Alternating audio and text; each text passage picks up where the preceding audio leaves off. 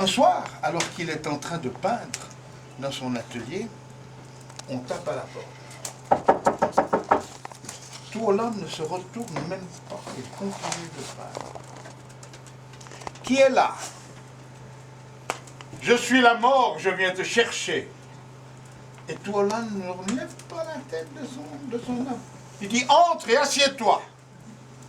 Et la mort entre dans la petite maison de bambou et s'assied.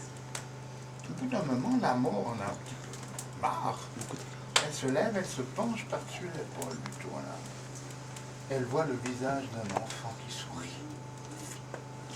Et la mort est impressionnée. Elle ne prend pas Tourland, elle part. Elle remonte. Le maître du ciel, voyant la mort arriver les mains vides, lui dit, mais qu'est-ce qui se passe? Un simple mortel peut-il impressionner la mort? Et la mort répond, j'ai vu Tourland qui peignait des visages d'enfants, je n'ai pas osé le prendre.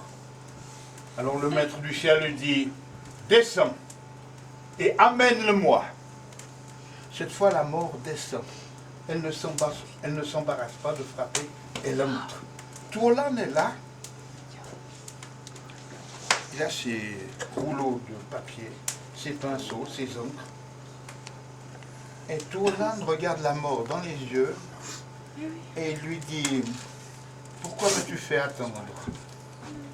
Alors la mort l'enveloppe dans son grand manteau blanc et le voilà parti dans un royaume de l'éphémère.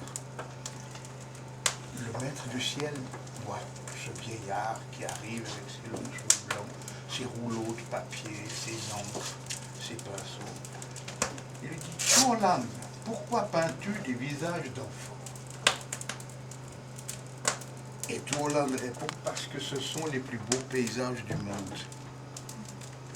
Alors le maître du ciel prend Tourland dans un jardin magnifique, certainement le jardin d'Éden, où un soleil brille d'une façon extraordinaire.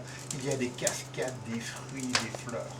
Et il lui dit, Tourland, de toute éternité, tu peindras des visages d'enfants. Et chaque fois qu'il naîtra un petit garçon ou une petite fille sur la terre, tu lui enverras le sien. C'est pour vous.